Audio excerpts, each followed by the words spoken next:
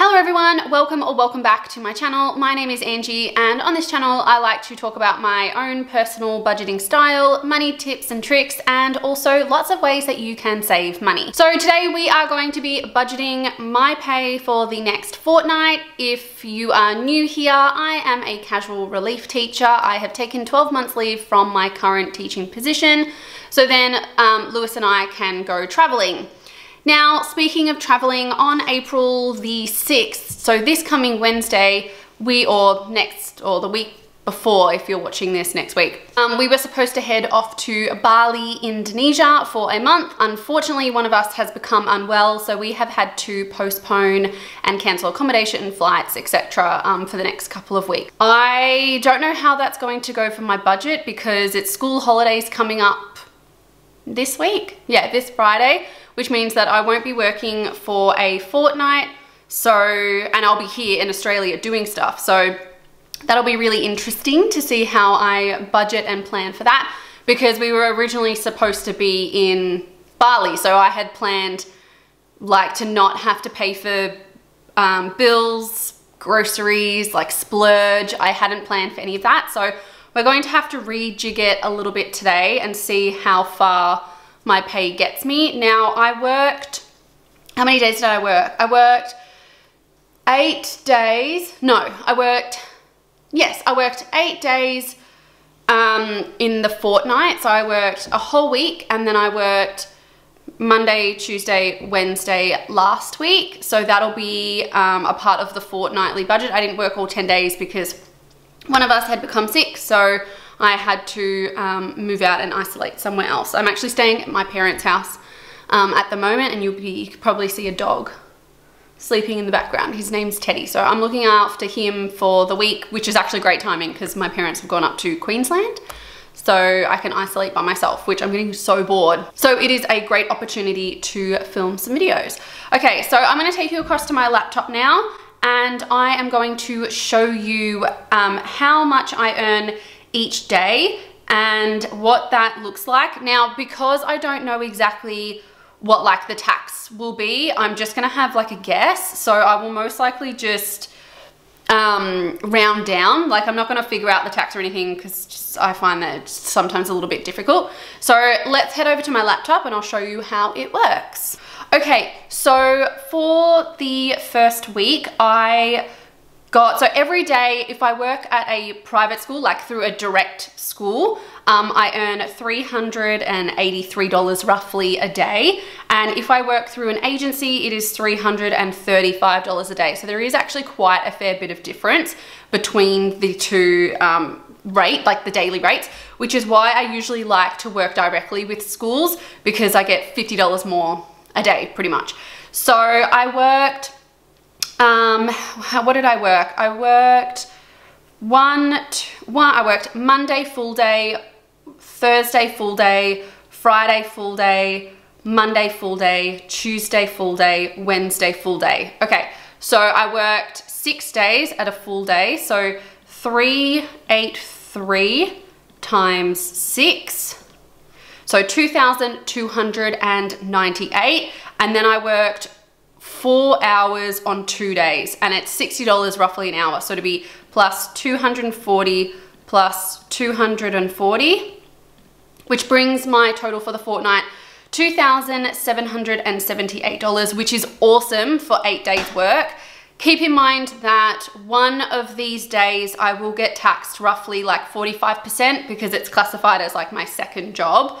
So that'll get taxed quite a fair bit. So let's take off, I like to be more on the conservative side. So I'm gonna take off $400 for tax. It probably won't be that much, or it might be more. I don't know, we'll see how we go. So $400, which means for the fortnight, I earned $2,378. So $2,378. I did no days through agency, which is really good. So I can just keep that at 0, which means that we have $2,378 to work with. Let's go through fixed expenses first. I'm gonna actually have to do it for the month because I most likely will not be getting paid throughout the holidays. I did message the like holiday care people and say like, could you please pass on my details, and if you need any help, like I'm happy to help you, obviously.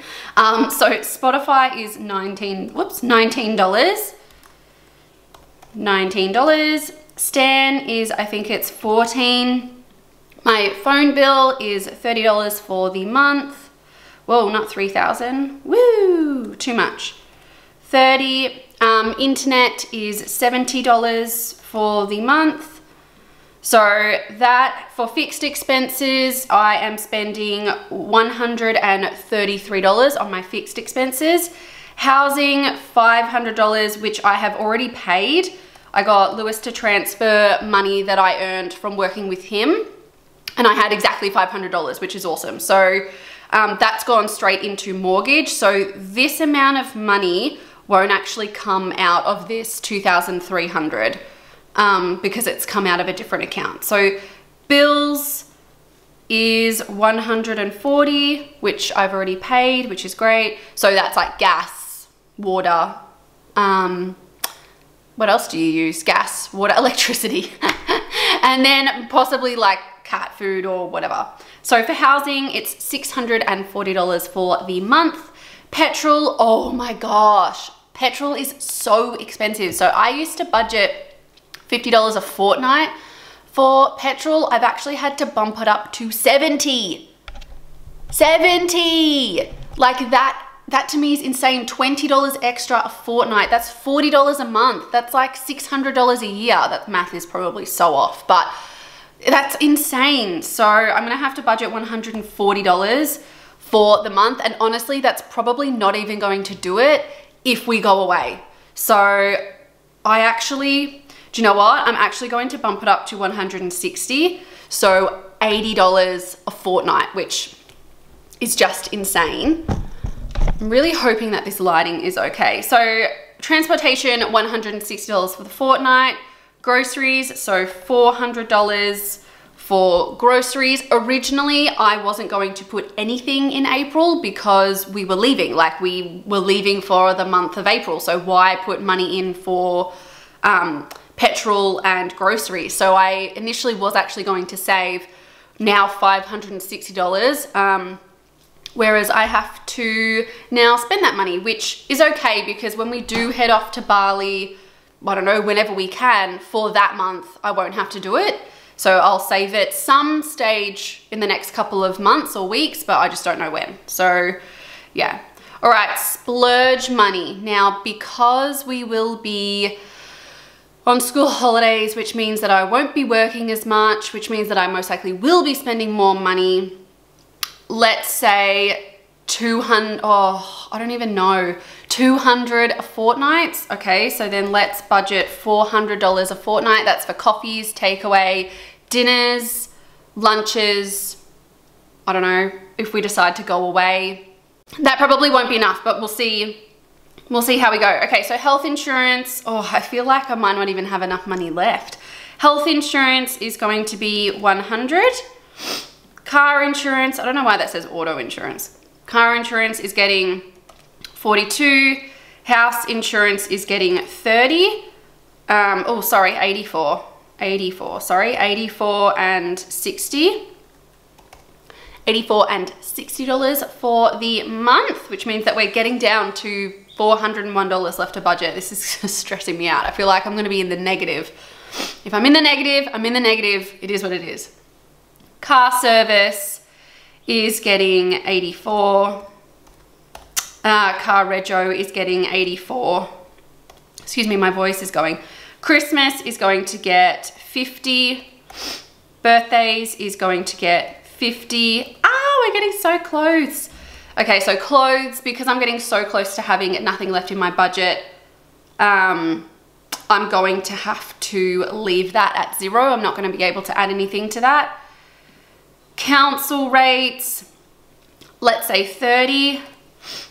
And then for house decor, okay, actually I've got $103 left. Okay, so what I'm going to do is, because I've got $103 and I work on a $0 base budget, I'm going to put $53 into clothes, And then I'm going to put 50 in house decor. Okay, so I've got 50, 50, 50, yep. Okay, so now I have used up every single dollar in my budget for the month, and anything extra that I get now will go into savings accounts. So this is what my savings accounts look like at the moment. And because I have absolutely nothing left in my budget, I actually cannot contribute anything. They're all going to have to be zero, which on a casual job rate, it is what it is. Like, I'm really hoping that I get at least a day's work, maybe Wednesday, Thursday, or Friday, when I can come out of my own little isolation. So hopefully I can do that, and that'll be like 300. Maybe I could put into like general savings. So I've got my emergency fund, which is 8,024. Bali holidays, 3,303, because we had to pay for flights.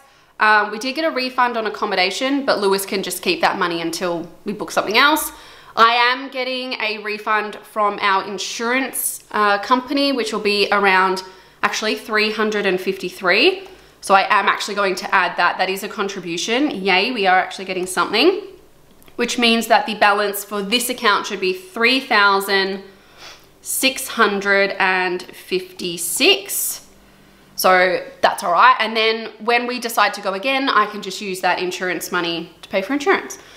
General savings, which is for like, I don't know, when we buy a house and we want to use money for settlement, I can use that money, or if we want to use this money to furnish the house, or this can just be my very own personal savings account for the next holiday.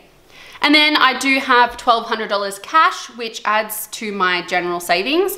That is from my tutoring job for the term. I'm not sure if I'm going to continue it next term. I feel like I probably should, just because like it is good money. I only do it once a week for 3.5-ish hours.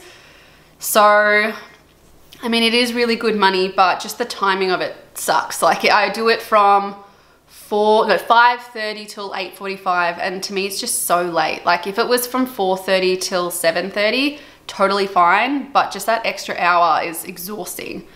So that's what my accounts look like at the moment.